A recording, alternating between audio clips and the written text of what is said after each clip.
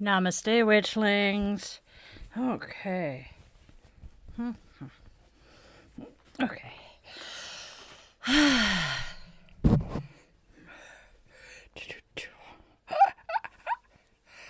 There we go. Hello, hello, hello, everyone. How are we doing this afternoon? I'm doing pretty good here. I got my coffee. I evicted the cat from my chair. Life overall is pretty good here in Seattle. How's everybody else? How's the weather for everybody? It is cold and kind of wet here. Otherwise, pretty normal.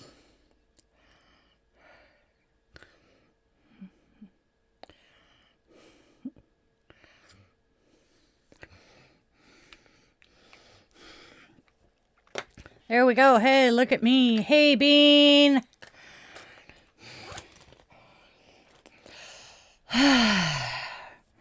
It's a calm, relaxing day here. Hey, John. Oh, puppy has fallen down where he does not belong. Might help if I grab the blanket, not my scarf. There we go. Puppy's peeking over the shoulder.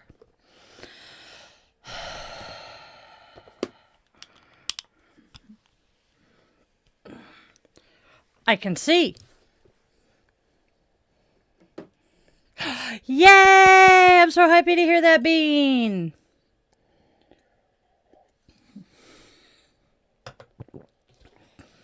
We uplift each other here.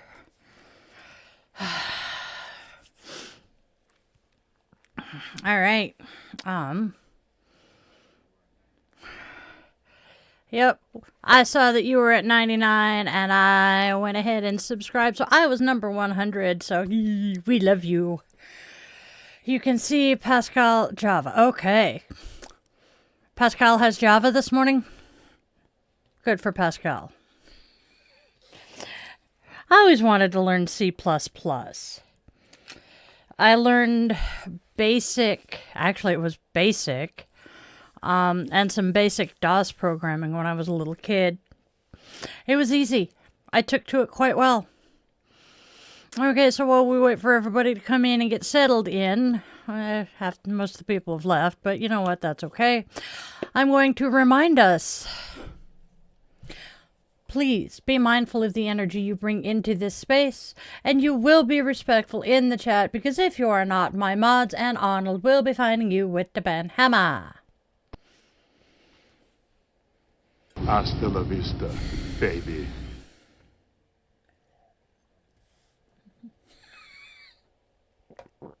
Fantabulous. All right, now.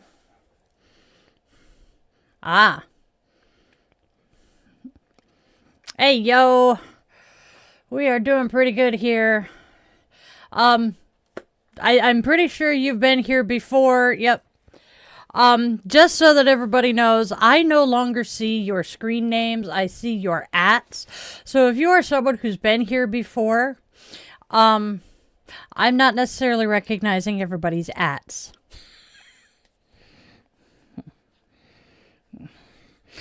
There's only 3 people in this world who call me mommy, and I know all of their names. Their ats and screen names. You're not one of them.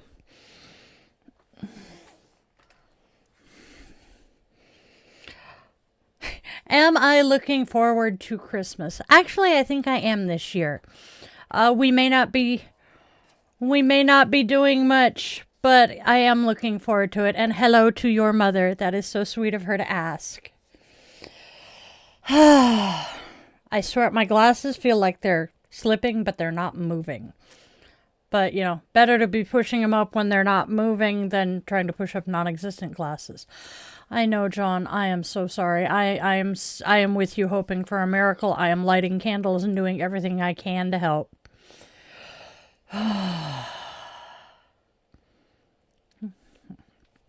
Okay.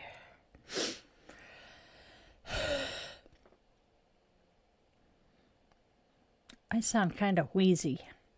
but I don't have an inhaler. Oh, wait. Yes, I do. That's one of the things I forgot to do this morning that I had intended to do while I was prepping. I was going to run the nebulizer. Did I? No.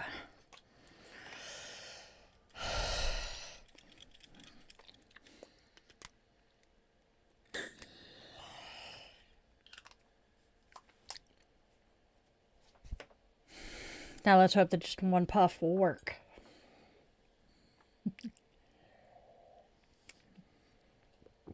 Okay.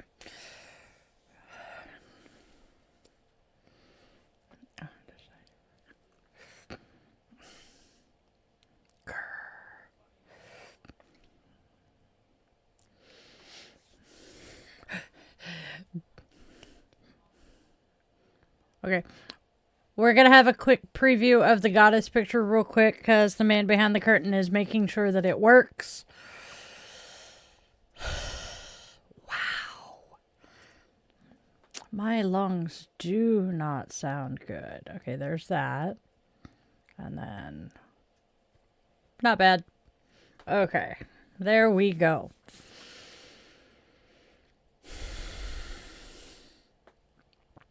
The joys of being asthmatic in the Pacific Northwest in winter. Delaluna. All right. Now that we have done that, let's go ahead and get started. Thank you, John. Yes. I appreciate the commentary. It does look good from their end as well. There's the buy me a coffee. Oh, gee, does that mean I should take a sip?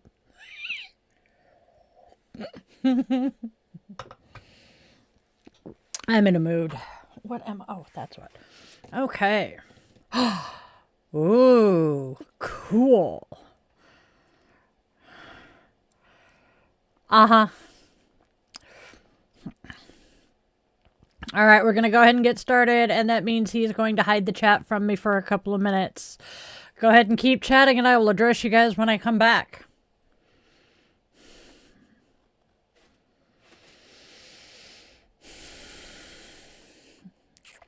In today's episode, Namaste invites us to savor the simple magic of breath, and self-compassion nudges us to pause, rest, and simply be. We'll explore a powerful milestone, a warning from spirit, and a love anchored in devotion. Stay tuned, Witchlings.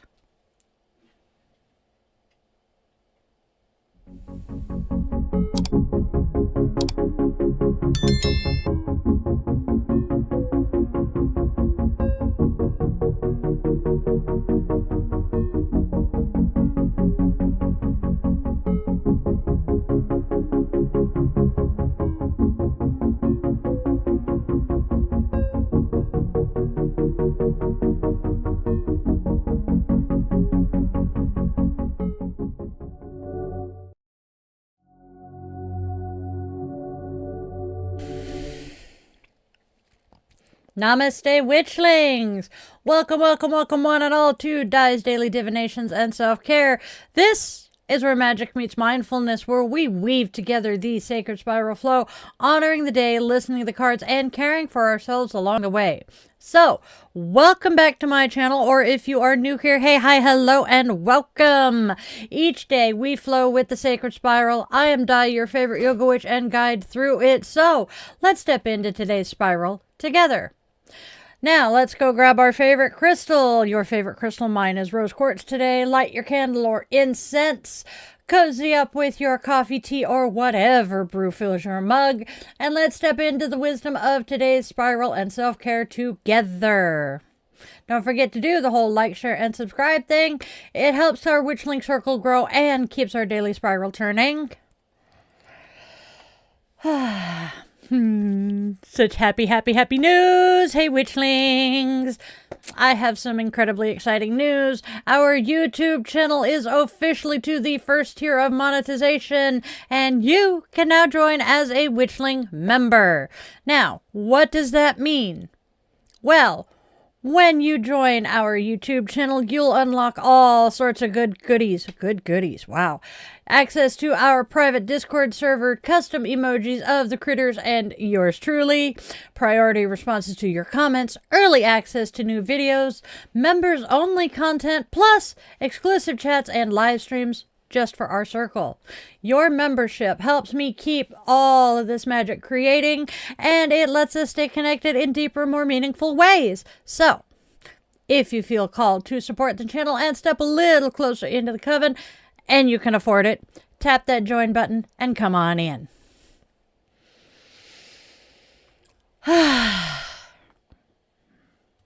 Yup.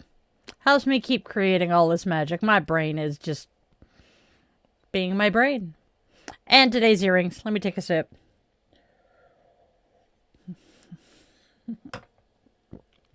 Today's earrings are on the shop. Let's see. Make sure they're hanging frontwards. And it is a triple moon. Damn it. It did turn around backwards. Wow. It is a triple moon pentacle charm with 3 beads. Top to bottom is clear quartz, pyrite, and rose quartz. Handmade by yours truly. What? Yes. I believe they are called the Lunar Shield on the shop. Give me a second. I'm getting to more earrings to show you guys, because I have been having so much fun making these. We have the kitty kitties. Thought about wearing these today. These are absolutely adorable. And if you're a cat lover, I mean, look at the cute kitty face. This is just simple kitty face. It's called Familiar's Gaze on the shop. They are so much fun. Whoops. Okay. Celtic Knots did not attack me. Did not attack. Ha! I'm a poet. And then, of course, for those of us who work with spirit boards and love cats, we have the spirit board planchette with kitty kitties. Oh, I haven't gotten this one up yet. That will be part of today's, post-live agenda. Because, everybody has an agenda. Shut up, Di. All right, my Celtic knots I'm going to put on here too. That way I don't lose them. There we go. And that has been my creative work for the last couple of weeks. You can find all of my earrings and so much more on the shop at dietheyogawitch.shop. We'll have a banner hopefully next week.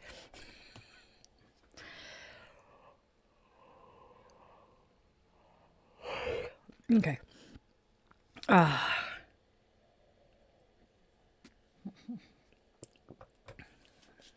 feel like I'm dribbling. We have birthdays. We have 2 birthdays today.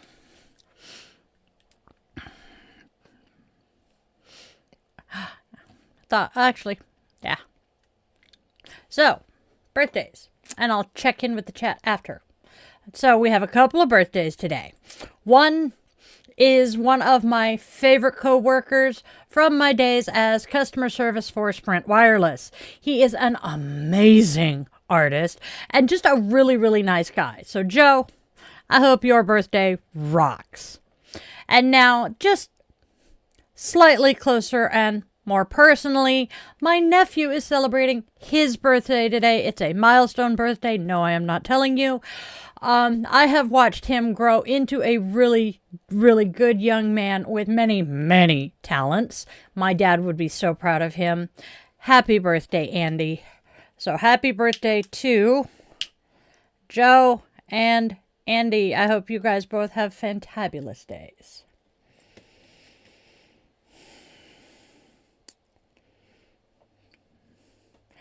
We are also continuing our Light for Raven and Will post-op, and for all of my witchlings and their loved ones dealing with really tough situations.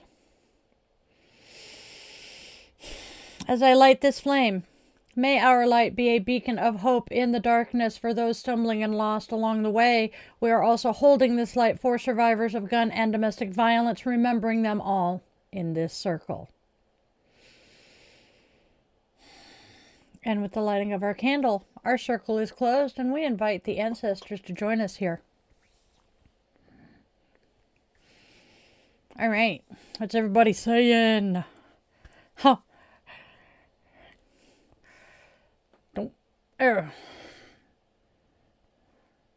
Echo's here, Mimi's here. Thank you for sharing all of the sticker or the emotes, Bean. That is wonderful. Da, da, da, da. Hey, Will and John and Bean. Thanks, Bean. You and your mom are pretty awesome. All right. Thank you, Mimi. He's a good kid.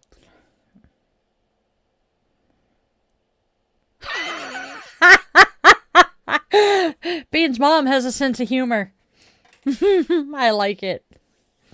At least I'm assuming Bean's mom has a sense of humor, and not that there's something less than stellar happening. Help when you said people living. Ooh, wait a minute.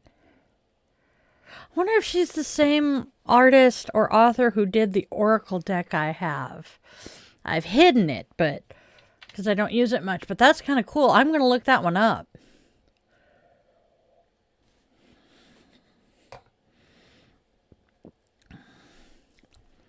More coffee. I love my coffee. All right.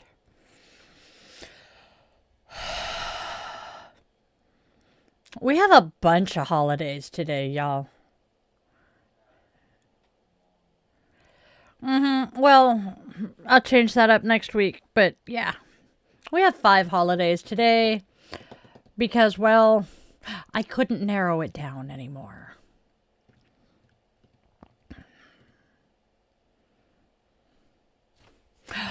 I think I saw that. Oi. We'll talk later. After show. Because that one kind of has me ruminating. I'm going to have to do some research on it real quick. But. Oh. All right. So. Let's take a teeny tiny little sneak peek at what holidays are weaving their way through today's spiral.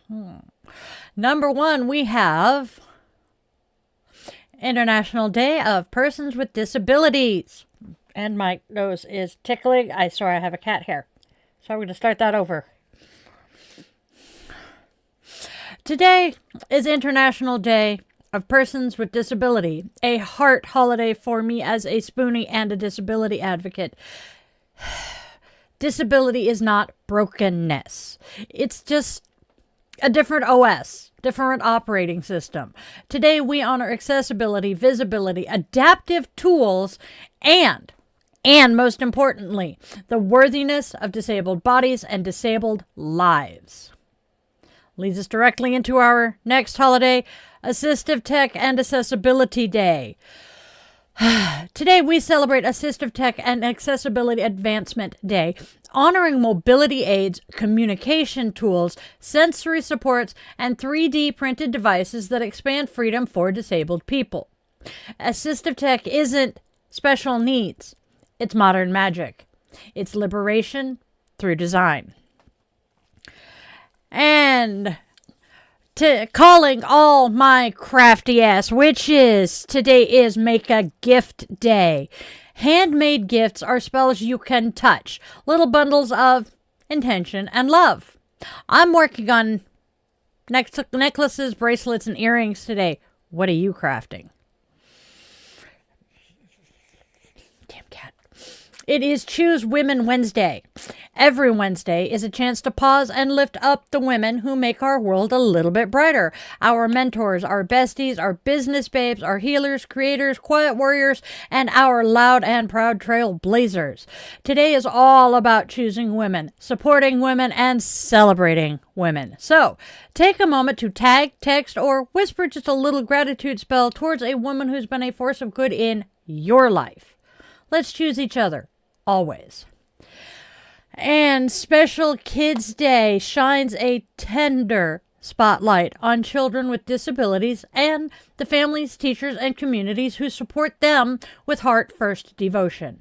It's a reminder that every child's needs, strengths, and challenges matter, and that the word special is not a limitation. It's an invitation to see them clearly, honor them fully, and meet them where they are. Whether a kiddo needs adaptive tools, patient guidance, or simply someone who believes in them, today reminds us to show up with both compassion and celebration. Let's lift these amazing kids and the grown-ups who walk beside them with love. And as a mom of special needs kids, yes. And that's our holidays. Y'all see why I couldn't, cut those down? The only one I might have left out would have been the Choosing Women Wednesday, but that one was just really awesome. Oh, itchies. Oh God, apparently the closed captioning on my face was saying something that I don't remember now. Big shock.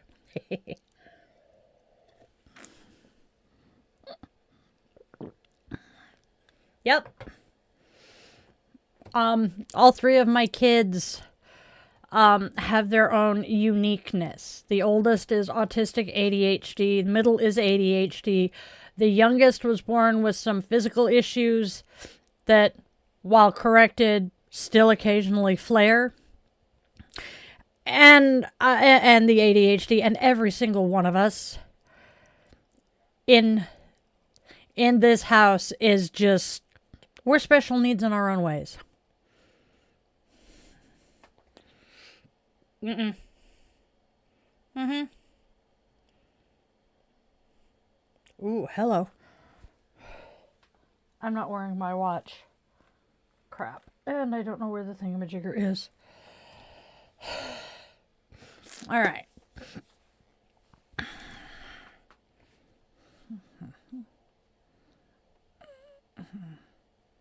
Mm-hmm. All right. Why does my heart feel so wonky today? It's a little unnerving. C'est la vie. All right, so I am chilly. Why am I chilly? I should not be chilly. It is not cold in here. My ADD is bad today. Speaking of my ADD. Yep, we all are. I love it. All right, y'all. Let's knock everything over. Let's get moving on to our cards. I'm having a time of it trying to pick shit up. My fingers aren't cooperating. God, I got a bunch of stuff to do today. Anyway.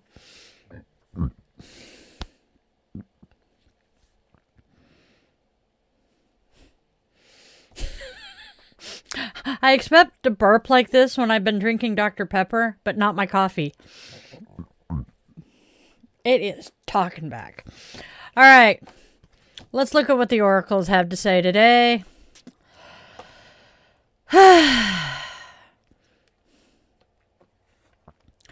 Even with challenges still on the table, the love is real and the desire for steady devotion stands strong. Stick around for today's full reading and let me know in the comments if it resonates.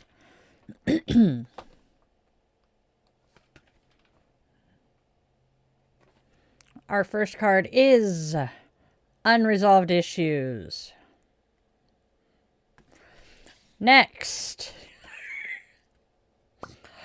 You Love Me. Oop, there it is. Finally, commitment.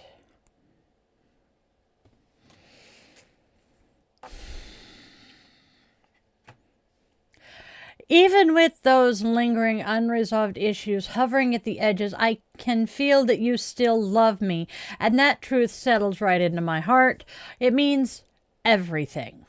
All I truly want, all I'm asking for is steady, soul-deep commitment from my partner, a love that shows up and grows with me. That's our oracles. And now, the tarot. Ah, my lovely witchling, you're stepping into a powerful moment.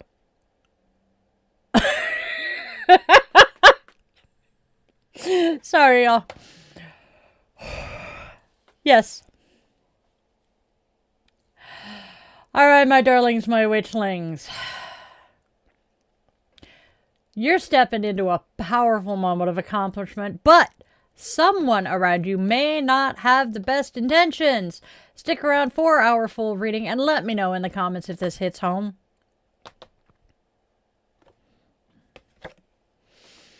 First card we have is the World. Completion, fulfillment, synthesis, held in high esteem by others. Next, the Moon reversed. There could be an indication of some self-medication in an attempt to escape, and an untrustworthy person. Finally, we have the Queen of Pentacles reversed. Queen of Pentacles reversed. We're gonna show y'all that one again. Finally, Queen of Pentacles reversed. This one indicates materialistic, insecure social climber.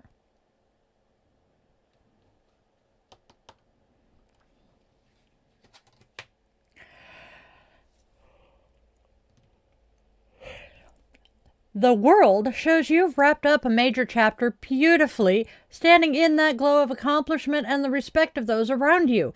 But it is not all sparkles and stardust, my friend. The Moon reversed warns of someone in your circle who isn't what they seem. And the Queen of Pentacles reversed backs it up. A materialistic, insecure social climber trying to use your shine, your status, or even just your presence to boost their own image. That's our tarot cards.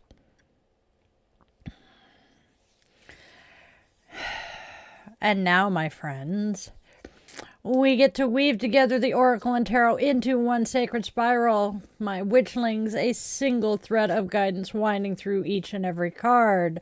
Stick around for the full reading and drop me a comment to share what resonates.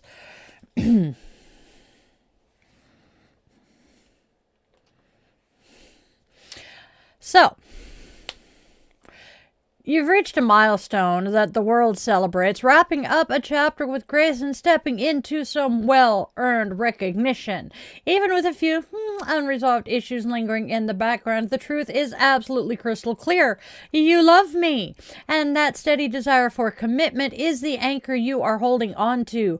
But the Moon reversed and the Queen of Pentacles reversed whisper some serious caution. Someone in your circle is not as genuine as they appear. Their insecurity and need for status may have them trying to feed off your shine. So, trust your intuition and guard your energy. Our affirmation for today. My heart is steady, my path is clear, and I trust both my intuition and...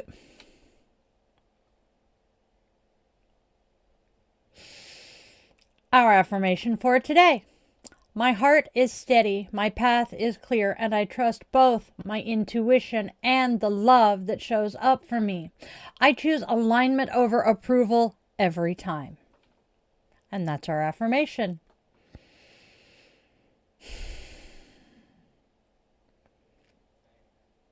I'm tripping over my gots be damned tongue again. Ooh. We try to, Mimi. That's kind of what we do here. No, John doesn't have salted caramel latte. Sad face. I'm actually drinking peppermint bark because, again, I have the cold foam. That stuff is so good. And peppermint mocha cold foam does not go well with pumpkin spice creamer. Peppermint and pumpkin. Nope. Nope, not going there. I'm glad things are resonating. How do you feel about going back to work tomorrow, Will? Do you feel you're ready? Or have you been chomping at the bit to go back?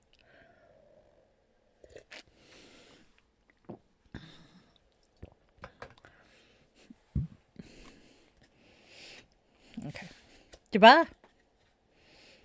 Yep, I saw that, John. Fingers crossed for you. We will keep a candle going. Ah, that's right. Thinking good thoughts. Friday is meeting. Thursday is the appointment. Okay, so John has a very full week. Thank you, Marwa Myra. That is an interesting name. Thank you for the subscription. We have a person in the landscape. You guys are going to figure out when I'm sitting here doing this, what I'm talking about pretty soon. Thank you. They came from Zenny. They are Iris Apfel, who was a very wonderful woman who was known for her very unique fashion sense. She was amazing. My desk is a mess again. Sounds about right, Will. That tells me you're pretty much ready to go back.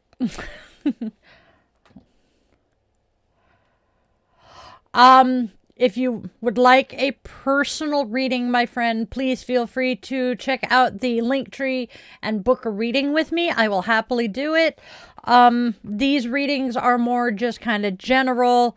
And as much as I would love to do personal readings during this, I genuinely do not typically have the energy for a full-on personalized reading because there's a lot for me that goes into that.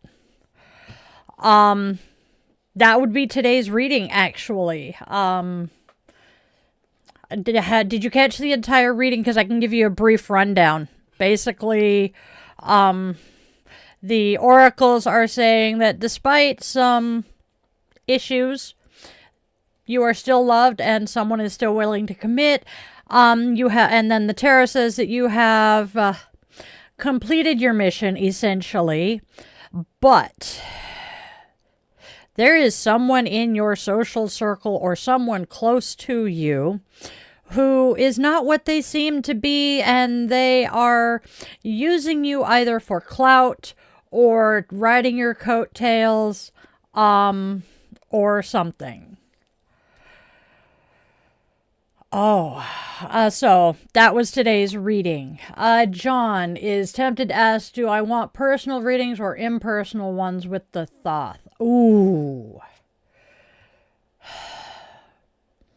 My gut is screaming that Thoth is much better for personal readings. Just because of who Thoth is. And everybody I've known who uses that deck, it does function far better as a personal reading as opposed to something like this, when reading, as opposed to just general reading the populace. Let's see how much of a mess I make. Sheepskin. I did. Typically, if I say I'm going to make a mess, it doesn't. We're going to set that there.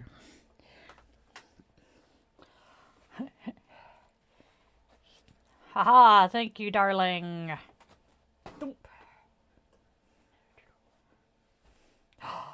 Oh, those need to be picked up. I'll take care of it in a minute. Sorry. But I have a love-hate with the Thoth deck because it is just so powerful, if that makes sense. I know a few people who are terrified of that deck. For exactly that reason. It is very blunt and very accurate.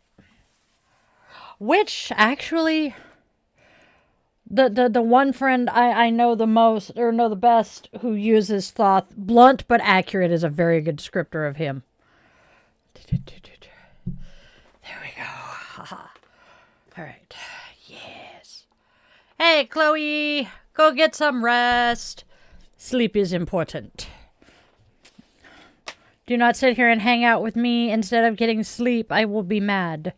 As much as I love your company, all of you, please do not sit here and hang out with me to the detriment of your physical and mental well-being. I mean, I would hope that hanging out with me is helpful to your mental health, but you know what I mean. Oh, jeez. Oh, it's time for Namaste. Ooh, Namaste is interesting today. Now we get today's Namaste card. Namaste says, thank in, thank out. Another breathing exercise. Yes, that is actually what it says on the card. It says another breathing exercise. So, thank in, thank out.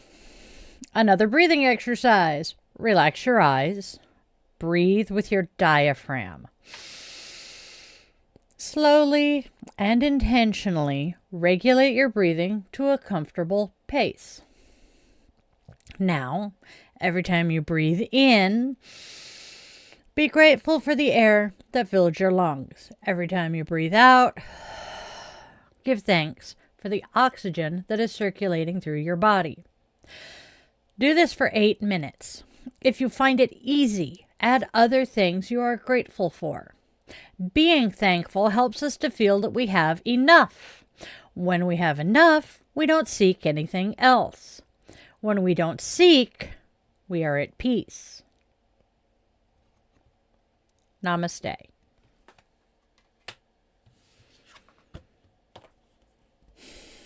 Self-compassion time. Self-compassion reminds us that occasionally nowhere to go and nothing to do is good. Stop and let yourself do absolutely nothing for 3 breaths. With each breath, try saying, let go. And let go.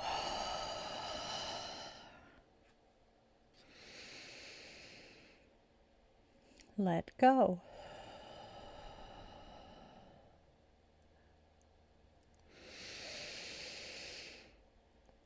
Let go.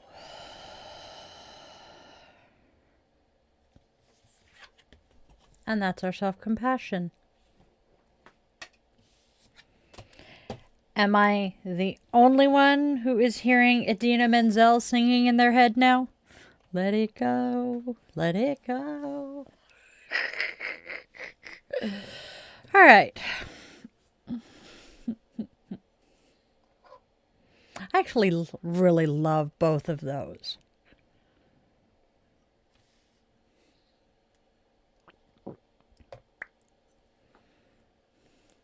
Chloe liked the earrings. These are really light. I think that's one of my favorite parts. I got some new beads. I'll be making earrings similar to this. They are now smaller beads, so I'm hopeful they'll thread onto the wires. But I have amethyst, hematite, that's the word I'm looking for. Amethyst, hematite, and rose quartz now, and a couple of other things. So I'm happy, happy, happy. Oh, dear Lord and Lady. Hold on. I copied, but I forgot to pasta. Which is fine.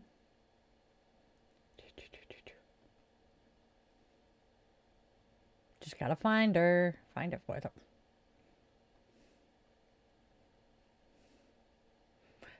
There she is. Oh no.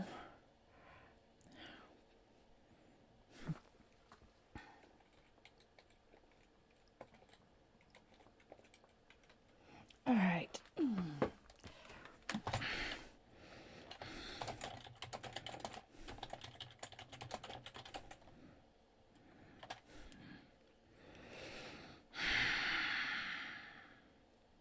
I got so pissed off that it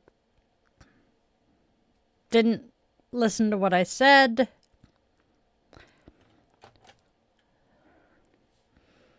Because we are pretty much to our goddess. Yesterday's goddess was fun, though. Whoop, not that die. Friday, John's a year older. Not sure about wiser. Yup. If you are not here Friday, we will perfectly understand. You got a lot going on.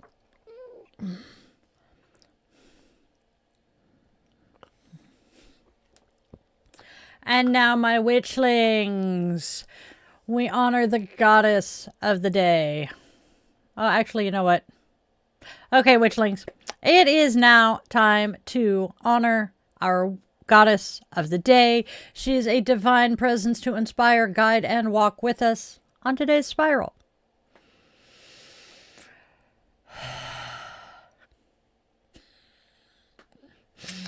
Okay, Boldogaszony is a Hungarian mother goddess who lovingly watches over her children, offering protection, purity, and guidance in all matters of love and devotion. Milk is her sacred symbol, representing nourishment and blessing, and is traditionally offered when seeking her support in relationships, romance, or commitment. Winter wedding traditions in her honor are filled with magical gestures that strengthen bonds and purify intention.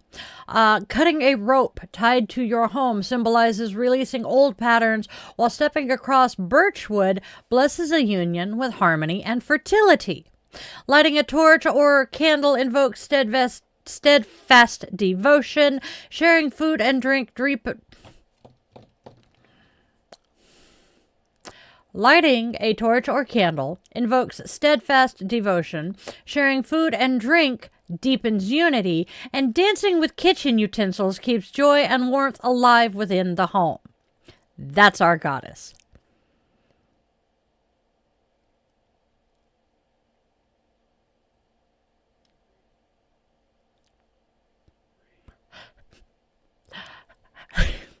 Does singing with the spatula count as, dancing in the kitchen with the utensils? How many people do we know that use the spatula or the wooden spoon or whatever as a microphone as they're singing and dancing in their kitchen? I've lost my mind. There wasn't much left to lose. So how's everybody doing out there? Let's move on. Yeah, the chat is really quiet. Oh, there we go. See? What did I say? It was either singing into the spatula or dancing with the broom or mop that came to mind first. And I'm like, I am so no Fred Astaire. Although it was Ginger Rogers dancing with Fred Astaire. All right. It is time for the moment of Zen from the Little Book of Zen. We have a long one today.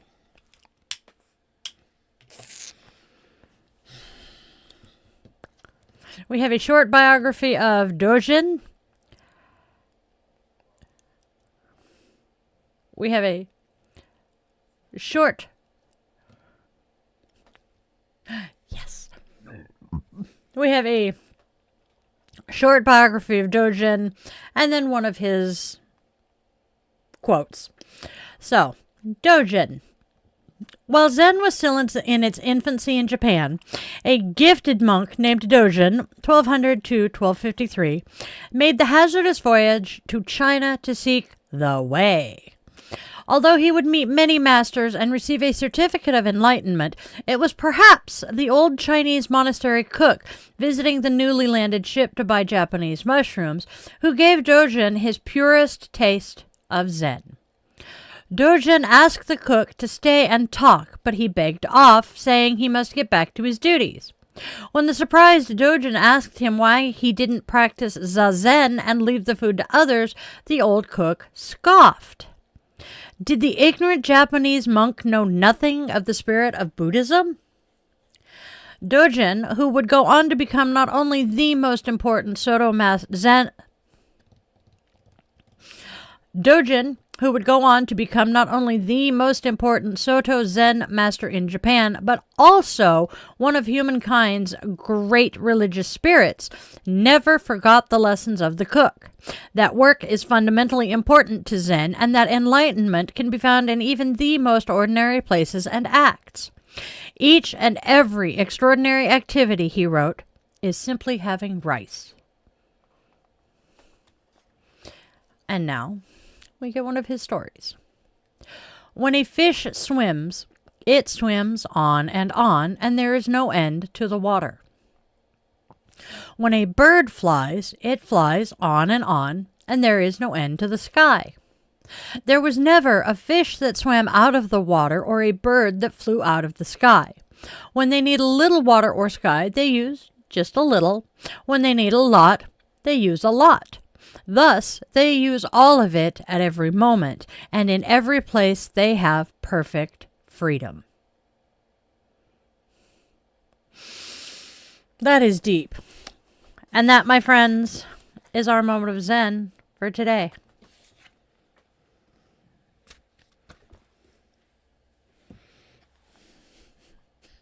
Yep. Bada, bada, dude looks like a lady. Actually, I think he is singing Into the Whisk or something in that scene, too.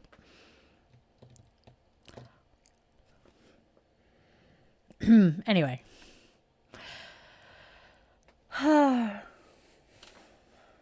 It is. I need to check something real quick. Yep. Our candle's almost dead. It is now time for today's closing blessing.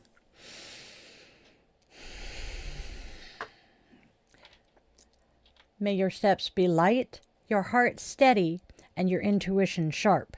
May the love that surrounds you feel warm and true, and may your boundaries be honored with grace. Walk gently, shine boldly, and remember you are cherished, supported, and never alone. That's our blessing. Hey, Izzy. Good to see ya. We are just wrapping up the main show and getting ready for chilling with the Witchlings. I'm about to put the candle out.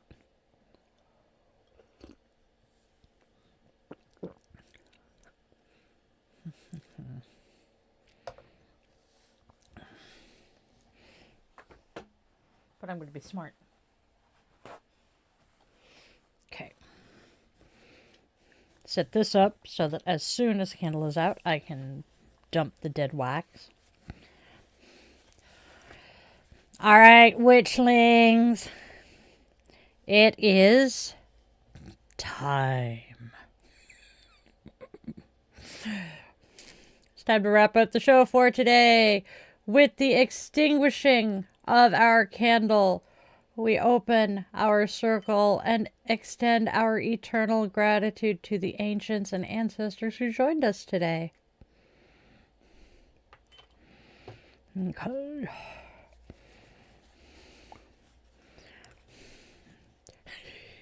Yes, please stick around. Now, before we go, a quick little reminder. This channel is supported entirely by our Witchling community. There are no corporate sponsors here, just magic and love.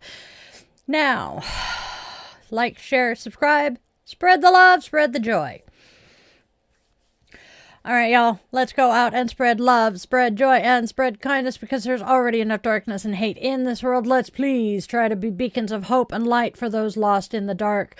Make sure you tell your loved ones, whether they walk on two legs, fly with wings, curl up with fur, glide with scales, or tiptoe on tiny paws and claws, that they are absolutely precious to you. Moments slip away faster than we expect, and those last goodbyes often come far too soon.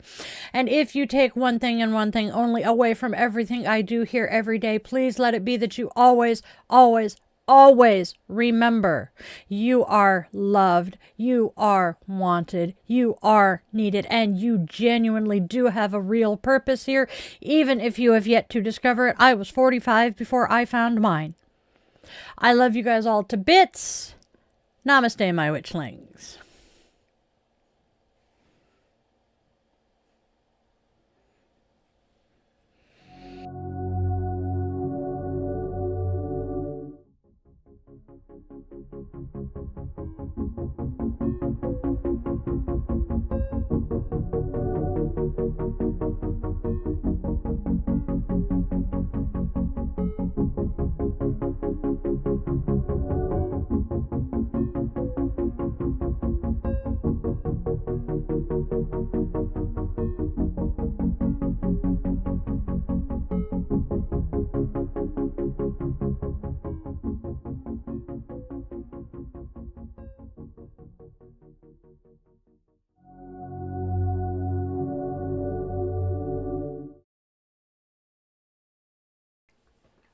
we finished off our candle today.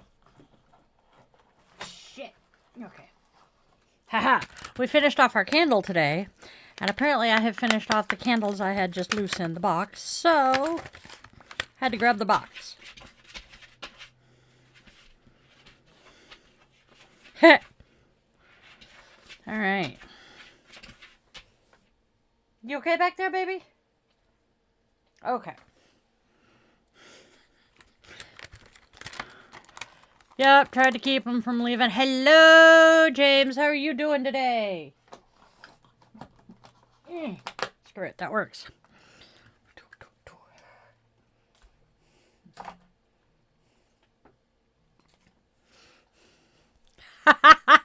Hey, you moved. We're going to do an unboxing, so to speak.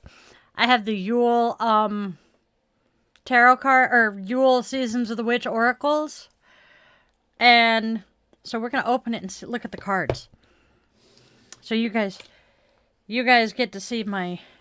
Hey, Sky! Y'all get to see my genuine reaction to this brand new deck. I absolutely love this series, as anybody who's been here for a while knows. No worries. That's fine. I am not worried. We don't necessarily have to... Okay. Haha. So... But as I was starting to say, sorry, he mumbled, he said something to me and distracted me.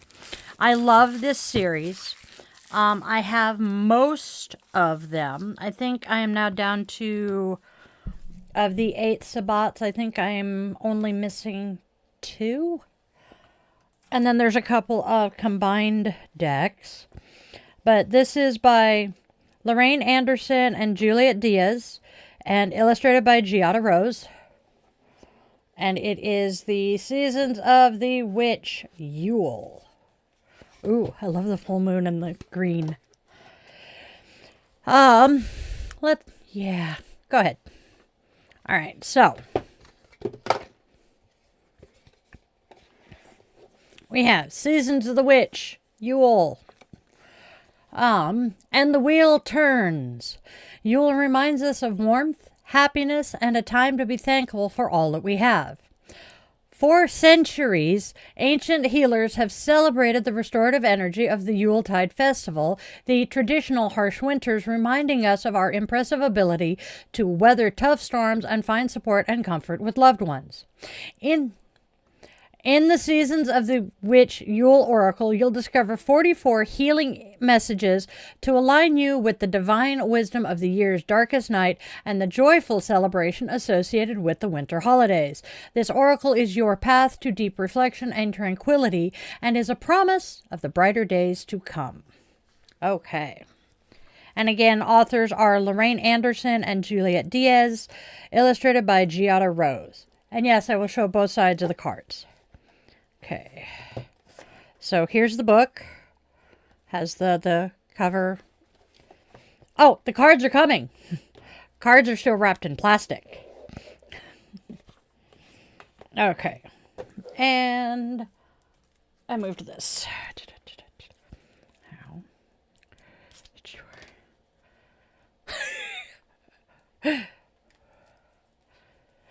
Nope, I didn't cut it off. It's just in a bun today.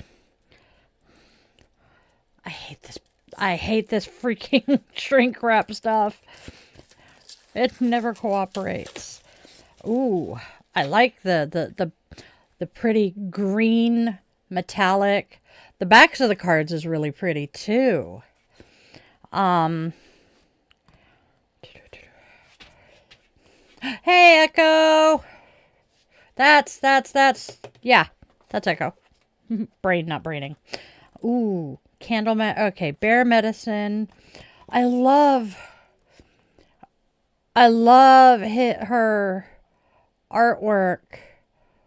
I love this artist's artwork. That is Bear Medicine. Let's see if I can find any really pretty ones. That's the one that's on the cover. Ooh. Cold Moon with the wolf. Oh. God. There we go. Look at that one. Is that not gorgeous? Crone. Of course, the crone is one of our cards here. Ah, that is so cool. Most of these are medicine. Yeah, this is not necessarily a reading. This is just me flipping through the cards. Of course, I'm opening a brand new Oracle deck. Look at Father Christmas. Ah. Card number 13, of course.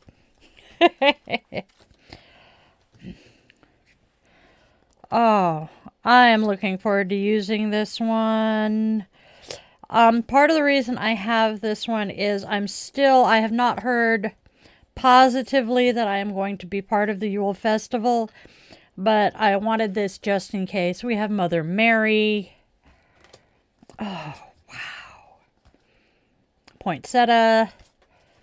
Poinsettia has another name, and I cannot remember it. Poinsettia. Look at that. Oh.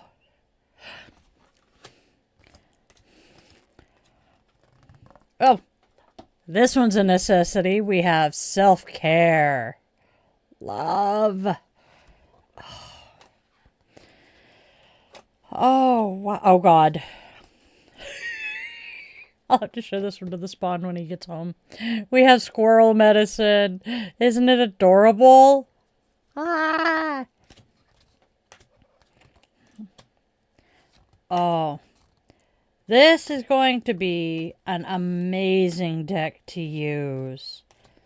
Oh.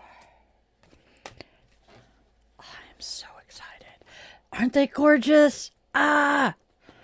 Love. Like I said, I really like the authors and the illustrator here.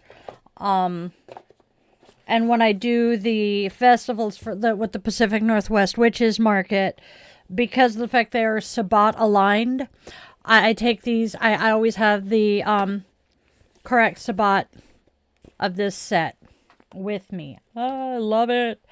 And now I'm going to hold the trash on the desk, because otherwise the furry little bastard will decide it is plastic for crunching, and I don't want that. Oh, hello, Amy. Hey, Amy's not working today. How about that?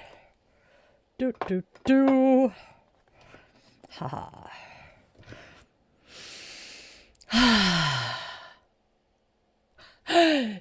No, what does squirrel medicine mean? Let me grab the card and I will... Actually, I'm not going to grab the card. I'm going to grab the book. Okay. Let's see what the book says about squirrel. I will. I got to find which number card squirrel medicine is. So, I'm venturing, I guess I have it here, but let me grab the card. Oof.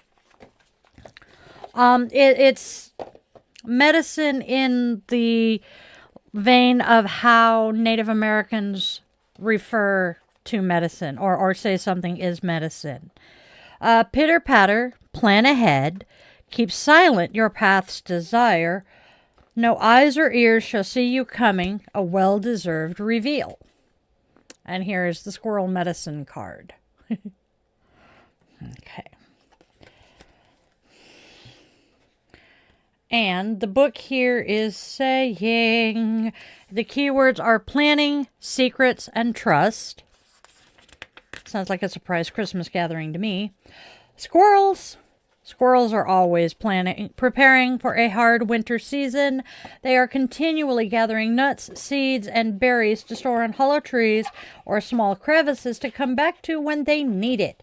Sometimes they hide their treasures so well that they can't find them later on. But this never bothers them, and they continue to be more prepared than is necessary. Whatever seeds they missed will grow into plants, further contributing to the cycle of life. Squirrel medicine guides you to get prepared to welcome your intentions into your life. Yes, the universe will do most of the heavy lifting, but you have to do your part as well, by being ready to receive opportunities when they come knocking. That can mean enrolling in that class or having your 2-minute pitch ready to go. Manifestation is really preparation that meets divine opportunity, and it's better to be over-prepared than missing out because you didn't prepare at all. Energy is never wasted, and you never know when all of your hard work will come in handy. Ain't that the truth? Yes, there are other animals in the cards. There's bear, there is deer, there is reindeer. Okay, let me grab the front of the book, though, so I can... That's about the illustrator. Okay, here we go. Introduction to the guidebook. And so the wheel turns. And so Yule is upon us. We knew Yule would be in the next deck almost from the beginning of Seasons of the Witch. Yule reminds us both of warmth, happiness, and a time to be thankful for all that we have. If you've been with us for a while, you will know that our lives almost always mirror each other. Somehow, we seem to experience very similar situations despite living across the country from one another. This is being written by Lorraine and Juliet. How we experience the seasons is not an exception. During the winter months, we always feel the need to slow down, reflect, and take time off to spend with our loved ones. But that's what winter is about, taking time to turn inward for healing, contemplation, and prayer. We've been fortunate to both have natural abilities to sense and align with the collective energy. Perhaps that's why we've felt so called to be spiritual teachers. That's also why we knew Yule had to be next. After having experienced years of incredible healing and stunning soul shifts during the winter months, we knew we needed to bring this energy to a deck, and it needed to be soon. But we had some work to do before we could release this deck out into the world. Initially, this deck was scheduled to come out the beginning of 19, but we began to face setback after setback. For a time, it seemed like the beautiful energy of our project would be destined to remain in darkness. We had to learn to trust the process of soul growth and remind ourselves that what is meant for us will be ours. Finally, at the beginning of 2020, our publisher asked about the Yule deck, and things went as smooth as butter. It's no coincidence that we were asked to move forward with this deck right as we were rising out of a year of deep soul work. Work that started in winter 2018 and ended in winter 2020. Winters that were some of our most challenging, but also the most illuminating winters yet. And while these winters were not comfortable, they gave us a rich and deep understanding of what we needed to channel into these cards. We were reminded to celebrate the wins just as much as slowing down. We leaned on our respective communities for support just as much as we tapped into our inner strengths. Our spiritual beliefs were shaken and challenged, while at the same time we dug deeper and found more truth and purpose, all of which we've brought to a new and improved version of Seasons of the Witch Yule Oracle. This deck is more than a project. It serves as the gateway to a new way of being and practice as witches and mystics. We've infused this offering with our whole selves, including that part of us that remembers our somewhat religious upbringing. The work is influenced by who we were when we were just learning to trust our abilities, and it represents a whole lot of who we've become, teachers who are ready to rise above limiting beliefs and outdated ideas of what magic should look like.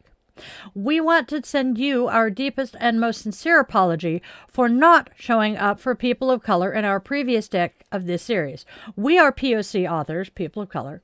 We are POC authors, and we have long recognized the call for diversity in magic. Magic comes in all shapes, colors, sizes, and what seems like an unlimited number of ways to practice. But we won't lie to you. It's taken us years of personal practice to understand the need for better representation in the magical community. Not because we didn't want to see it, but because issues about race are generational wounds that take time to heal. When we created Seasons of the Witch Samhain Oracle, neither of us was ready to face the manifestation of the POC wound in ourselves. We were trying to teach magic in the most accessible ways, and sadly, we'd lost our cultural roots for a time. Seasons of the Witch Samhain Oracle was well on its way to publication by the time we realized our mistake. When we began to create Yule, we knew without a doubt the POC had to be represented.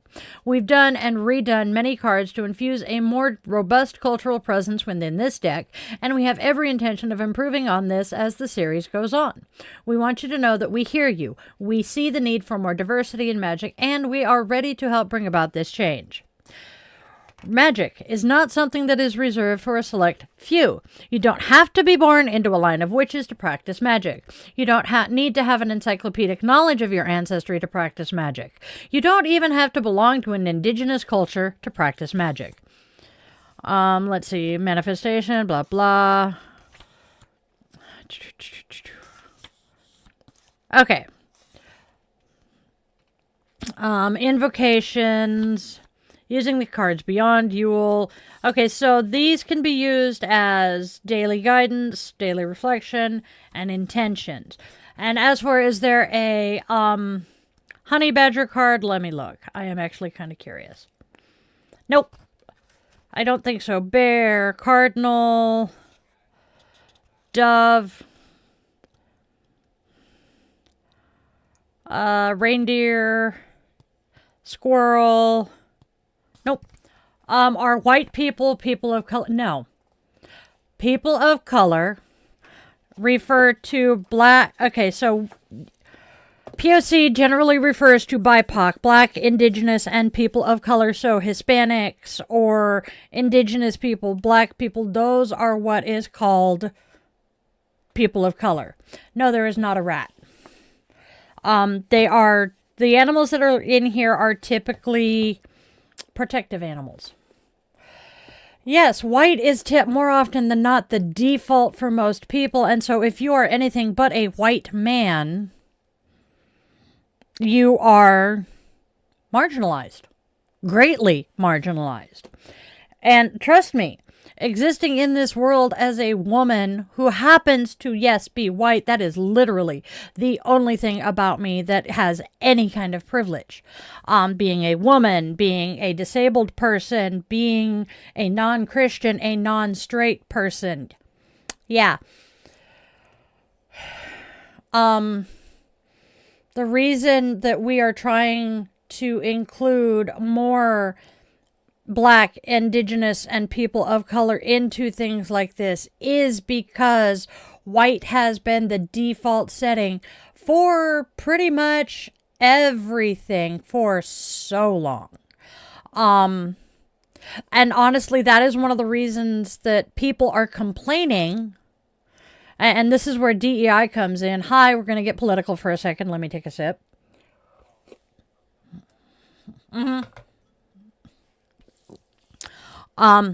This is where DEI comes in. Because of the fact white and male has been the default setting for so many things for so long, we're used to seeing nothing but white people. So DEI is diversity, equity, and inclusion. We are used to, let's take Criminal Minds, okay? Criminal Minds, we have one Black person, and later seasons we had a Hispanic man on the team. But just think about Criminal Minds for a minute. It's a group of like 6. The team is like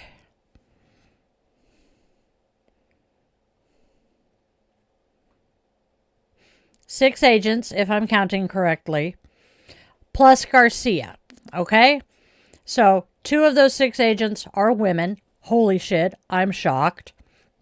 1 Black man, and then later 1 Hispanic man, and they've added another woman.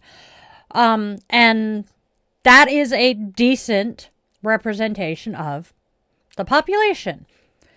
Then let's take Law and Order. SVU. Nope, Law and Order, the original Law and Order. How many non-white people did you see on the police force or in the DA's office? And another example, this is why DEI is important. I want to say it was something like the Boston Philharmonic, New York Philharmonic, one of the really, really, really big orchestras that is worldwide. They discovered that when they put carpet down for the auditioners to walk on, because it's supposed to be a blind audition. When they put carpet down so that the footsteps of the person auditioning were not heard, more women passed their auditions than had ever before. And they finally figured out that the reason for that, despite the fact that it was supposed to be merit only, you just had to be good enough, that as soon as the people judging the audition heard the footsteps of high heels, they immediately deducted points from that audition, because a woman can't be better than a man at anything. So that is another DEI thing. What DEI means is, the carpeting made it an equal playing field, literally playing. So nobody knew what gender the auditioner was. DEI. Let's explain what DEI means. Diversity, equity, and inclusion. Basically what it says, is that people have to be hired strictly based on their merit. Not because of, their race, their gender, their sexuality, whatever. No. People are hired simply based on whether they could do the job or not.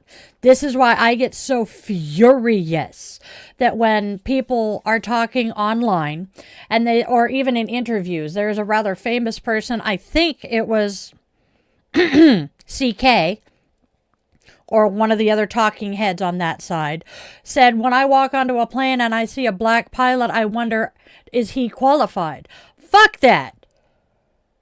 Fuck that.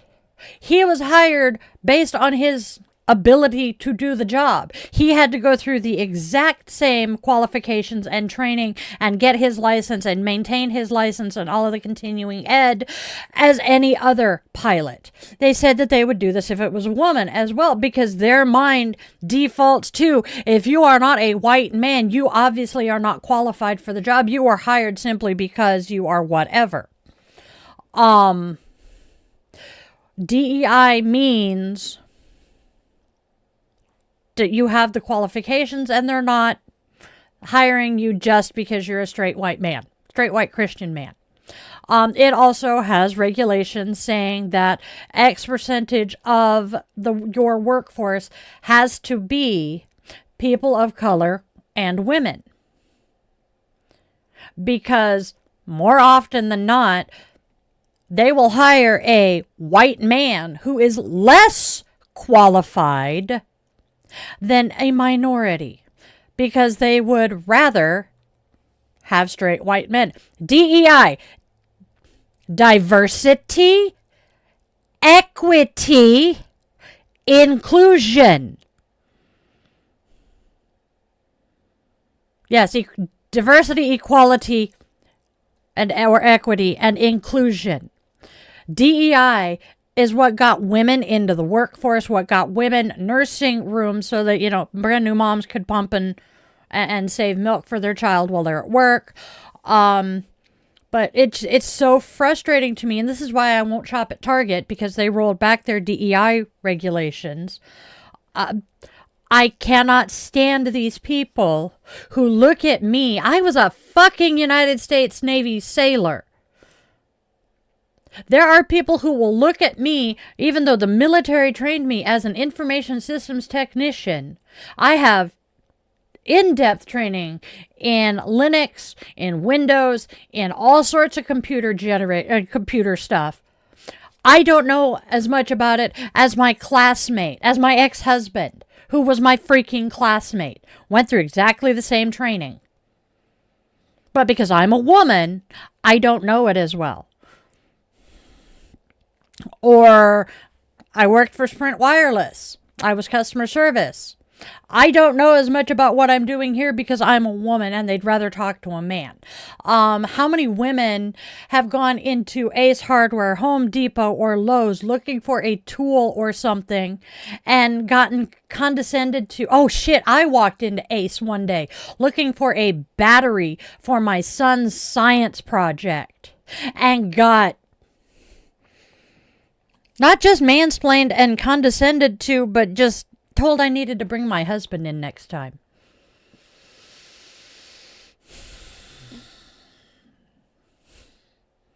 Yep. They still have to meet the basic requirements for the job, but they cannot be passed over simply because of something they don't, they have no control over. That's what I'm looking for. Yeah, they will say it's lowering the standards to allow people who aren't as good to get the job, but it really, that's what fucking gets me. Keg's Breath is saying that people in the military are going to be promoted only on basis of merit, and they're going to roll back all of the DEI shit, and all that means is they're no longer going to be promoting by merit. Because the people who are doing this genuinely believe that women and black people and Hispanic people and Asian people and indigenous people don't know and aren't as good at stuff as straight, white, Christian men. They are trying to...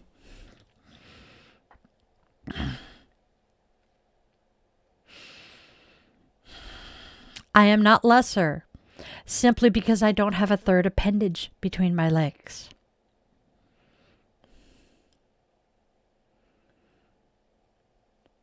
Yes, Walmart and the big box stores generally don't pay enough. I know a lot of people who have worked for Walmart. Half the reason the fucking government shutdown stopped. Go get some rest, James.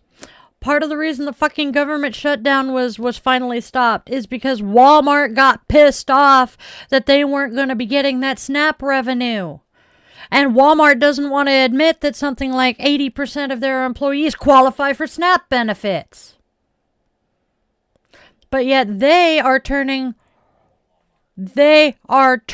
record profits, while their employees require government benefits just to fucking survive. Oh shit, it's Tuesday. I know what I'm ranting about tonight. I'll be getting that script written up.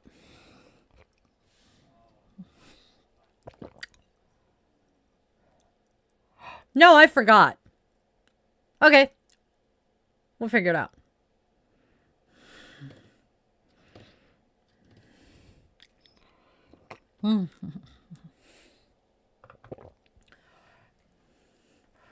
Okay, we will be skipping Bitch and Witch tonight. Neither one of us is feeling that fantabulous today. I think the holiday food kind of wreaked havoc with our systems. Yeah, screw it. That's possible. But yeah, I'm just so... I am so frustrated by so much. Oh, that's not good. Ow.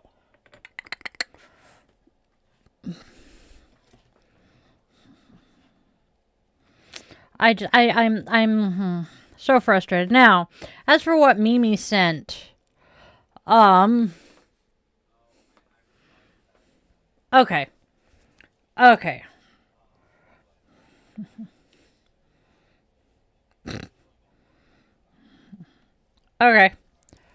Oh, I did. I saw that.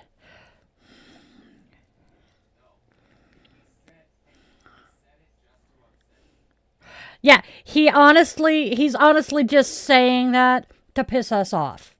I do believe he's going to find out the hard way that he can't do that. Cannot do that.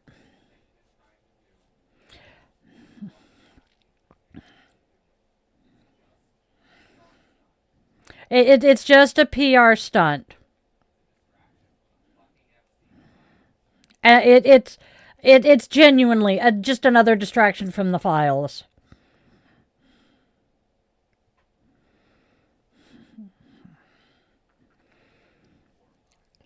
And from the war crimes, because look at what he's doing in Venezuela, and yeah.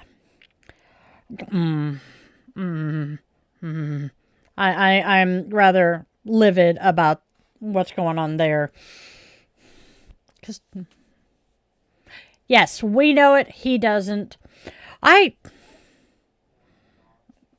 He just wants to get us pissed off, honestly. And, yeah. It's insanity. Very much insanity and very frustrating and because people be stupid. We all are, dear. And Monty mentioned, I think it was Angela, Park Rose Permaculture, said that she's seeing a lot of people who are saying, oh, we just have to suck it up for the next 3 years and then we can vote in someone new. But what they're not seeing is he is trying to fix it so that we don't vote again in 3 years. Or if we do, essentially, he's the only option. Yeah, or whoever he anoints to be his next. Daniela, Knitting Cult Lady, it has been screaming from the rooftops that MAGA is a cult, it's a cult, it's a cult. However, she is also saying that because it's a cult of personality,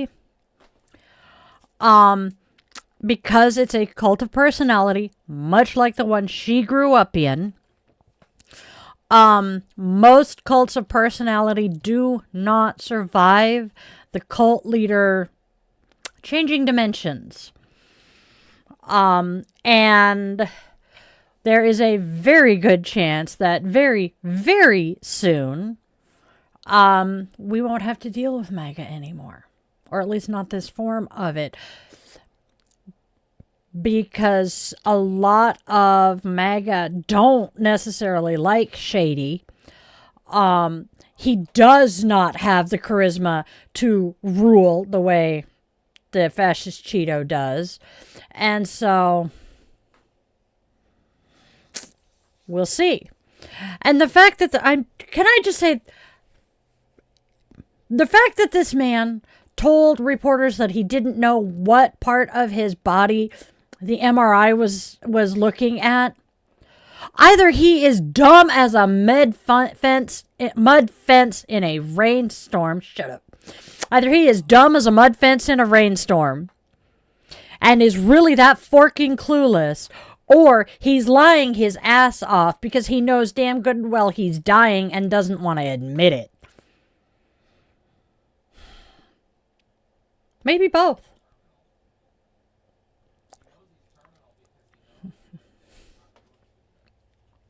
We're pretty sure that he knows that his time is short, and that's why he's all of a sudden concerned about getting into heaven. And he has admitted to someone on camera that he's pretty sure it's not going to happen.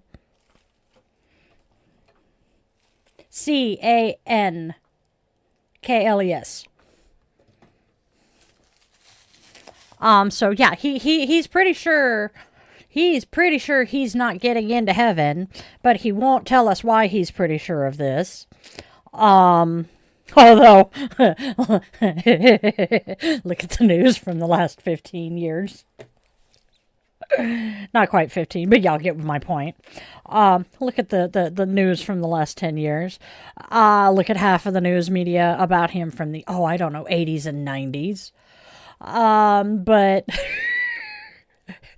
he knows he's gonna get up there and St. Peter's gonna point and laugh, hopefully with a bowl of mashed potatoes sitting next to him.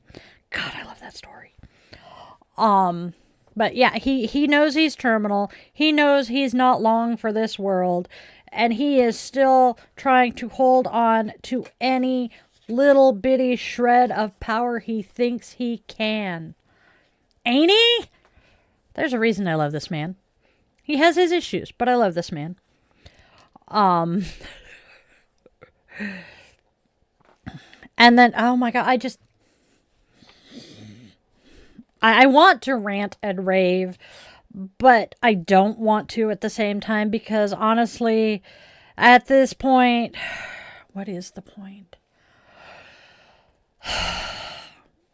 I honestly,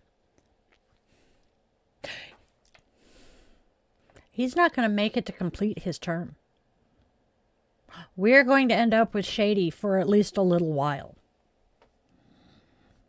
And that thought terrifies me because unfortunately, despite not having the charisma to lead the cult the way Captain Cankles does, Shady Vance is actually a politician, much like I can see his damn face.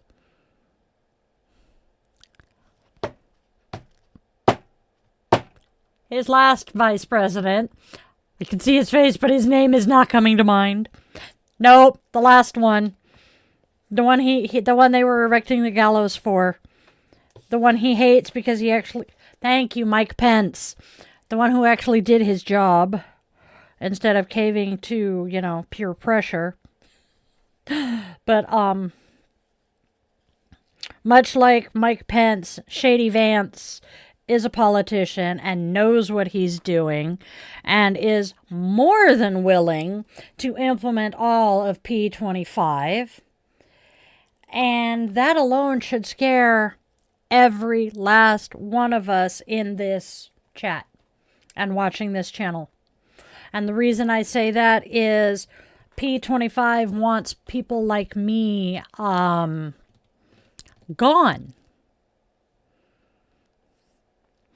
Because yet again, I will say, the only benefit I have is the color of my skin.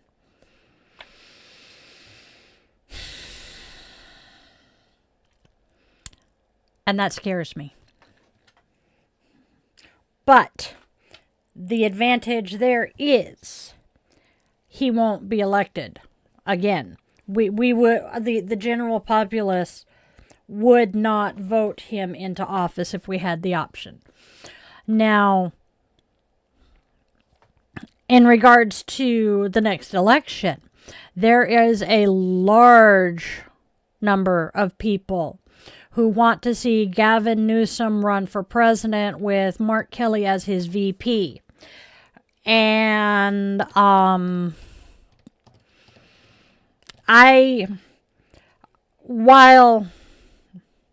while theoretically, yeah, it kind of sounds cool, but the queer community, if we vote for Newsom, we would do it holding our nose because of the things that he has done to the trans community and the queer community of California. So, now Mark Kelly would be awesome. A white woman standing up to ICE to finally stop them, yes. MAGA cannot handle seeing a white woman hurt. Witchy.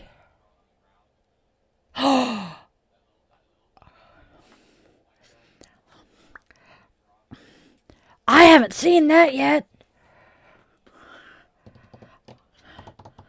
I'll have to look that up. But yes, I can agree it's going to...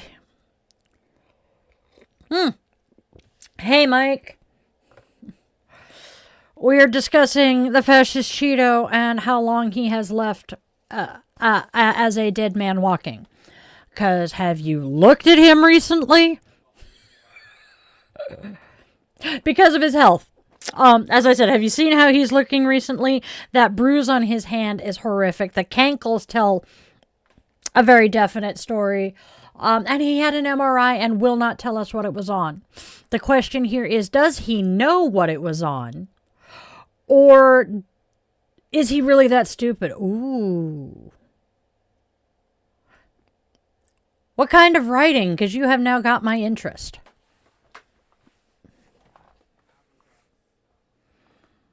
Ah. Where's my thingamajigger that I want?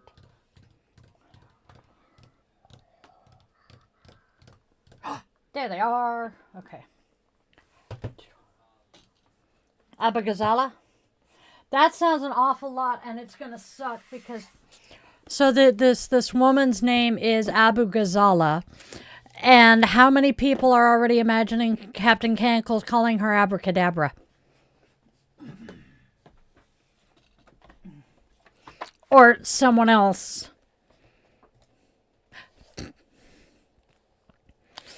That's awesome. That's awesome, Mike. I would love to see that. His stupid doctor says he's healthy as that, and you don't believe it. Yeah, none of us do. That's not what I wanted. Yeah, he's in peak physical form. Just ask him. Yeah, well, this SOB lies about everything, so, Yeah, you don't get a perfect score on a fucking MRI, my dude. Trust me, they don't score them. Although, depends on whether the perfect score would be they found what they were looking for, or it came back negative. Because depends on your point of view which would be the perfect score. So, Yes. Herstory. Let's see, I've got green. Let's go to the blues. Ooh, I like that one right off. That's where we're on. We know he's disgusting and stupid as fluff. Don't ask me why I'm monitoring my language today. I just am. It's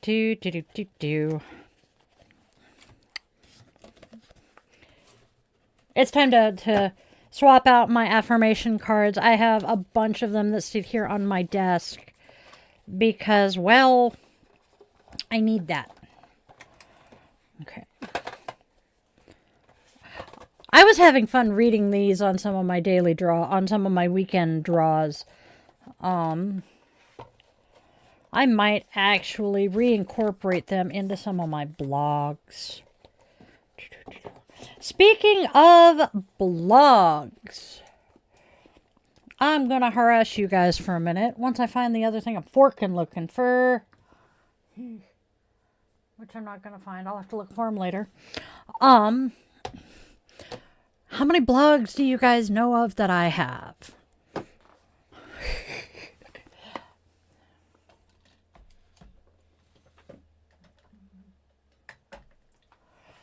So, I refer you guys on a regular basis for a podcast to dietheyogawitch.com/blog-1.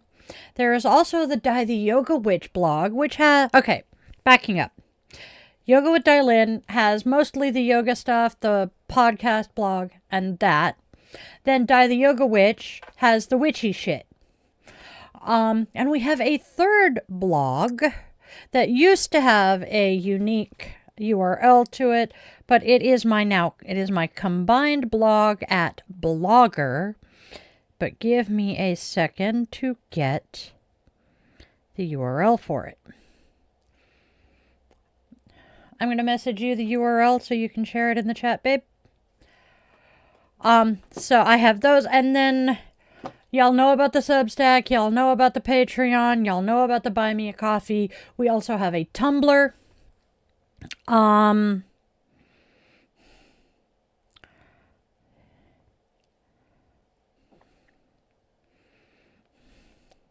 Okay, it's Yoga with Dailin at Blogspot.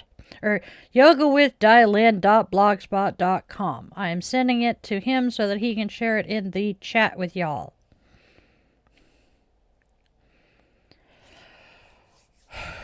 You waste more energy bitching about shit that doesn't get done than it would take to actually get it done. I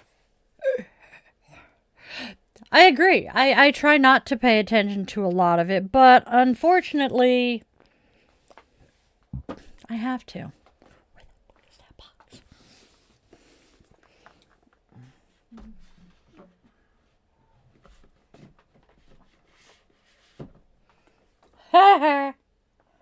Yeah, I can't find... Yep, it's going to require more digging than I have time and spoons for. Because I didn't feel like digging my keyboard back out.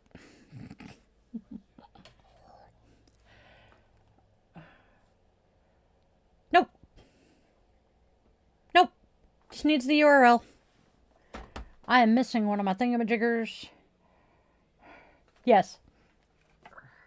Nope. Well, hell's bells and tinker toys. I'll be hunting later. All right, so check out the blogs. That came because I'm trying to be doing stuff for you guys. I really want to. Partly because I like staying busy. Nama was his grandmother and was on oxygen at the time. Nama was awesome by all accounts. Unfortunately, I never got to meet her.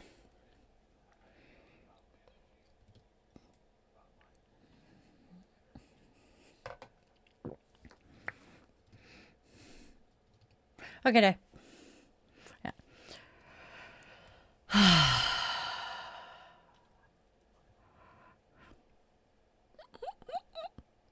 Wrong waist. No worries. I know. I'm a grammar Nazi at times, and I apologize for that. I am working very hard on that one. Something I did not realize. Partly because I am an excellent speller, always have been. I will.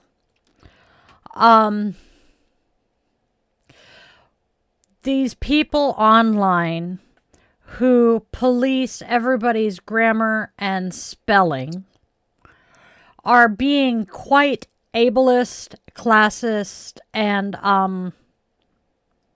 yeah, just rude. I saw that. Love it. Because, well, the ability to get a quality education and, be a good speller and a proficient reader, etc., very much depends on the color of your skin and where you go to school and your economic status. Now, I went to public school in the Pacific Northwest. Granted, it was a little bitty town in southern Oregon that is redneck central, a very red area of Oregon. Somebody in the chat can... there's someone in the chat who can verify. Yeah, little bitty town. It was a definite high quality education. The jokes run around. There is a joke that goes around going, "Yup, I can do math. I was educated in the South Umpqua School District." That's okay. The one I graduated from. Yeah, sure, I can read and write English. I come from Woodburn. I digress. Anyway, I did not realize this because I grew up low income and not in a great area, but I know this shit. And it was explained to me that I have this gift. A, because I was a gifted student, and B, because despite all her many flaws, my incubator was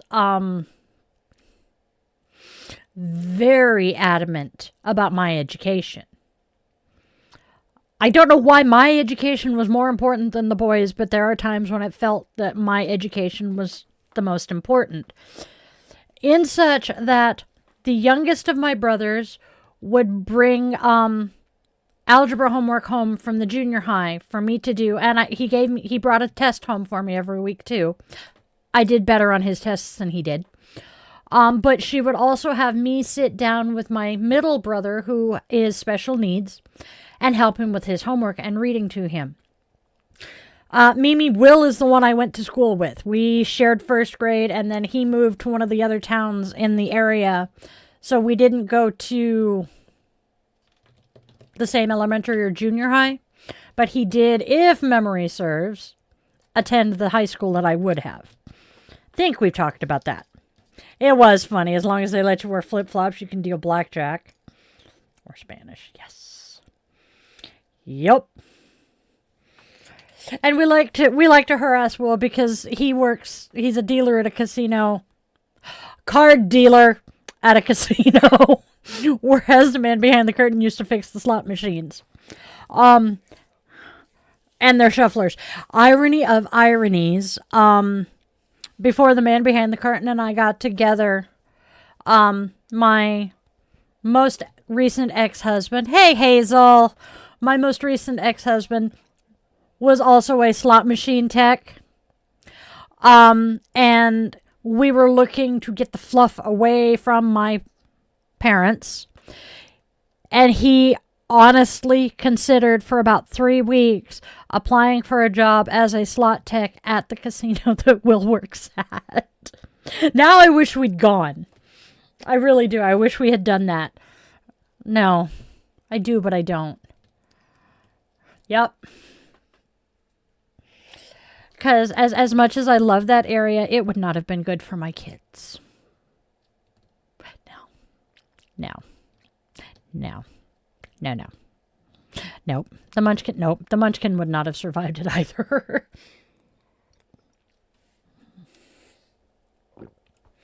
How you doing today, Hazel? Life is good, though. Oh, let's see. I am fighting my brain. Yeah, it is super red down there. I am fighting the urge to tear into this because I know the box that I need for that is in this. But that's okay. I want to clean today, so there is a good chance that once we are done streaming here, I am going to tear into my office after I walk the dogs. Because, well, my other option is cleaning the kitchen, which desperately needs done. I am going to probably rope the youngest into body doubling with me while I clean the kitchen. Even if that just means he leaves his door open while I'm cleaning. That's fine, John. I get it. Oh, God, Hazel. Honey, if I could get you up here, I would have you help me. I really would. I don't mind cleaning. Once I get into it, and I know this is my ADD doing this to me. Once I get into it and actually get started, I'm fine. I actually kind of enjoy it. I crank the music up, I sing, I dance, I clean. It works. This is what I have done my entire life. And I think that's part of why I have problems getting started. But I just, the executive function just isn't there to let me get started. Because I will look at the piles of dishes and go, I know I need to wash those. I know I can get them done in like half an hour. But so exactly. So what I like to do, and I didn't realize there was a term for it, is body doubling. My incubator used to do this with me. She would tell me to go clean my room. I would walk into my room. The floor is piled, this deep. Clothes, toys, trash, all of it. And I would just stand there and go,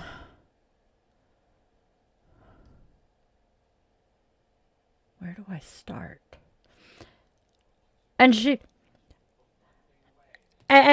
be like, well, just pick one thing up. And I'm like, but what? So we finally figured out, and I did this with my kids. Go by category. So, okay, your room's trashed. Do you want to start by picking up laundry, stuffed animals, or trash? Once I had it that I just had 3 choices to make, I could go, okay, I'm going to start with laundry. And so she'd be like, okay, fine. Pick up all of the laundry you see, toss it in the laundry basket. Great, we've got the laundry picked up. Now what do? We have trash and we have toys. Which is going to be easier to pick up? Let's pick up toys. Okay. So we'd pick up all of the toys, put them away. And then I'm left with just the trash. So I get a trash bag and bag it all up. It works. And I figured out with my kids, do the same thing, except with them, we had to break it down a little bit more. So, okay, we're picking up all of the laundry. Pick up all of the shirts. Pick up all of the whatever. Get through that. Okay, now we're to toys. Pick up all of the red toys you see. Now let's pick up all of the yellow toys. And if you are ADD or you have an ADHD child, please use this method. It works beautifully. Also, if you are ADHD, you probably know this already. If you have an ADHD child, do not leave them alone while cleaning. The reason I say this, and this is a story that comes from my therapist who has an ADHD child. Child was told to go clean bedroom. Mom, our therapist, came back a little while later, found child sitting in the middle of the floor organizing craft stuff, like beads and stuff. And Mom's like, I told you to clean your room. Oh yeah, I found this and got distracted reorganizing it. It's been 2 hours, honey. Oh. Oops. So, do not leave your child alone if you want your ADHD child to clean. Stay with them because it will help keep them on track.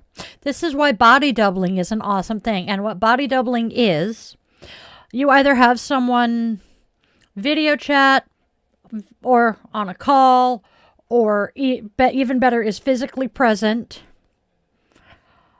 You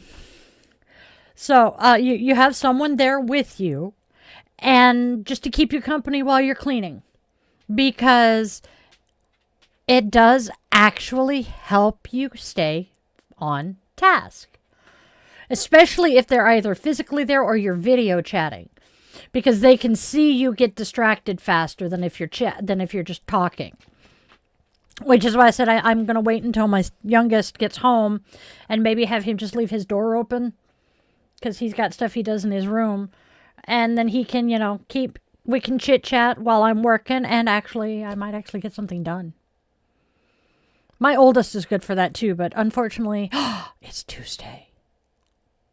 Might be able to talk him into coming over and body doubling. I don't know. It's a thought. But this is one of the methods I use to deal with my ADD. That's why, and another thing that I had to institute, and my incubator hated this one. She told me I was being abusive for it. When I am cleaning, or when my kids and I were cleaning, the rule was nobody eats until we're done cleaning. And the incubator would get pissed off at me for that and tell them they're hungry, they need to stop and eat. And I'm like, if we stop and eat, this is what it's going to look like for the next 6 weeks until we finally get around to cleaning again. Oh, no, it's not. You guys will get started again once you're done. And I'm like, nope. Mother, I am in my 30s, and you have yet to figure out that if I am cleaning and I stop to do anything else other than go pee, I'm never going to get back to it.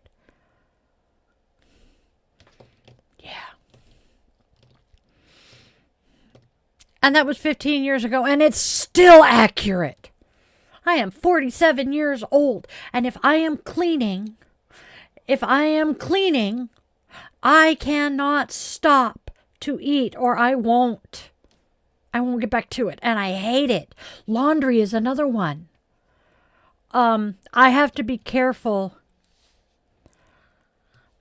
If I do more than one load at a time, I can run it through the washer and then throw it in the dryer, start another one. Once that load in the washer is done, I have to have it folded. At least, it doesn't have to be put away, but it has to be folded before the next load comes out of the dryer. Because if I do not have it folded by the time the next load comes out of the dryer, there is now 2 loads sitting on my bed to be folded and put away, and I will start becoming overwhelmed. If I get a 3rd load, it's done. And then the whole pile either goes on top of the dresser or gets hooked in the closet. And then sits there for 6 months. I'm great at living out of clothes baskets. And yes, eating also makes people tired. Yep. I give TMI here. I know I do. But this is what life is like as an ADHD person. I hate it. I hate that my brain is like this. I hate it with a pink and purple passion. Because I want nothing more than to be the functioning adult you guys see here.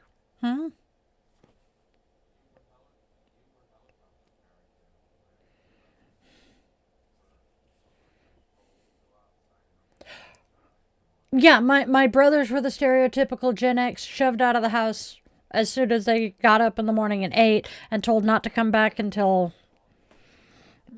And whereas... Yeah. And whereas I was kind of helicopter parented, I was both helicopter parented and a free range kid. Yeah. My incubator would get pissed off at me because I would fuck off and not do shit until the last minute, at which point my brothers would get fed up with the shit not being done and they would step in and do it for me. So I learned real quick that if I put it off long enough, somebody else would do it. Now, combine that with the executive function issues, I was never taught how to overcome the executive functioning issues. And because of that, I was not able to teach my children that either. Whereas my older brothers were forced to learn how to survive by themselves. Yeah, she couldn't dare let me go off by myself too much. I might actually, succeed at something. Oh, yes. The hoarder mentality. Not saying you're a hoarder, Mimi. Trust me. But let's see. Here, this. Okay? This came in the Oracle deck I just opened. There is, this slip is in every one of the Oracle decks in this line. And I'm like, it's useful. But I have 4 other copies of it, but it's useful. Maybe I should keep it just in case. Where in all reality, no. It goes in the trash. Or the recycle is in that case. I have the same problem.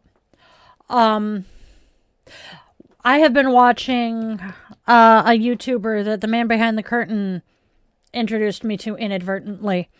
And this guy goes in and does house cleanings for people who are in crisis, basically.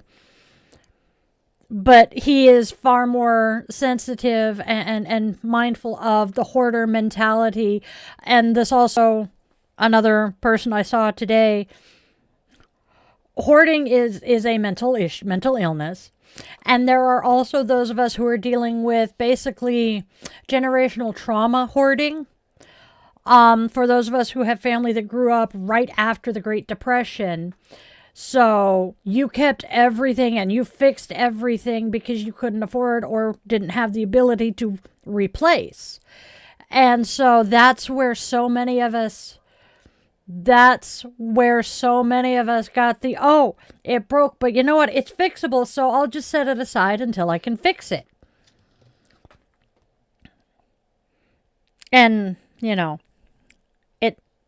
the time to fix it never comes around.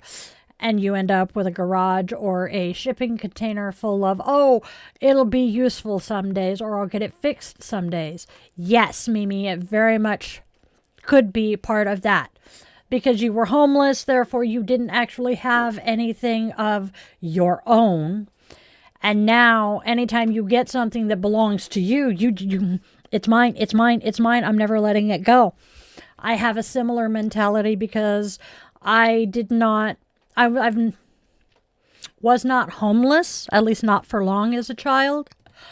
But I also never really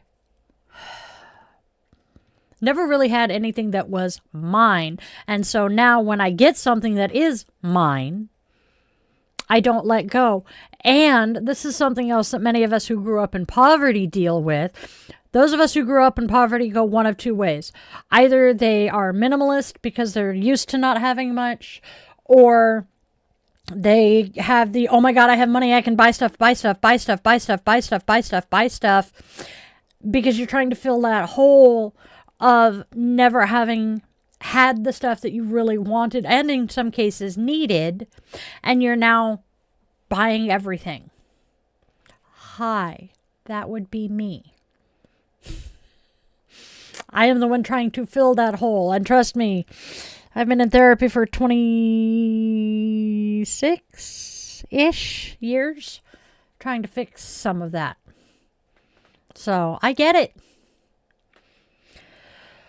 Oh, and if you look at my house and my garage and my storage shipping container, you can tell.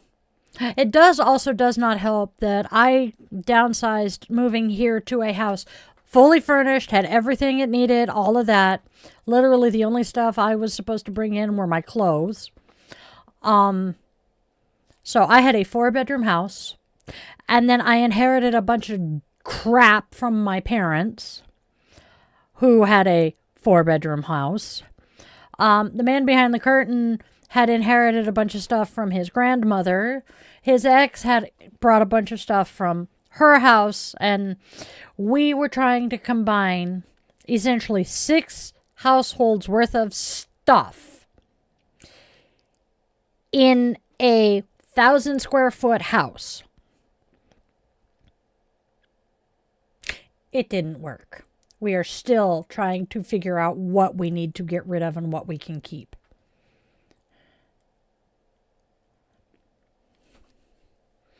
Hasn't been 20 years, but yeah. Yep. We redid the flooring in this house. It was after the divorces. 8 years ago. We have leftovers from doing the floors in this house that we were going to use for the bedrooms. This one and that one. Yeah. We used a lot of the leftover after our corgi boy left, because permanently left, if you know what I mean. Because toward the end of life, he didn't have full control over his functions. But yeah. So many of us are still, we are 100 years removed from the Great Depression at this point, and a lot of us are still healing that generational trauma. Okay, it has been 2 hours, so you know what I'm going to do? Hey, you, come here. Come say hi. You know you want to. You want to come say hi? Nope. He yawned at me. He doesn't want to come say hi. So, my darlings, my dears, my loves, my friends, my witchlings, we are going to wrap this up. And I am going to say I absolutely love all of you guys. You are the best. So let's go out there and spread love, joy, and kindness. Spread love, joy, and kindness, because there's enough darkness, hate, and discontent out there. We don't need to add to it. Make sure your loved ones know how you feel, because we don't know how long we have with them, and honestly, that phone call sucks balls. And if you take nothing else away from our time together, please let it be that you always, always remember that you are loved, you are wanted, you are needed, and you're here for a reason, even if that reason hasn't made itself clear yet. Okay? Okay. I will see you guys tomorrow. There is no bitch and witch tonight, because I goofed. Love y'all to bits. Namaste, witchlings.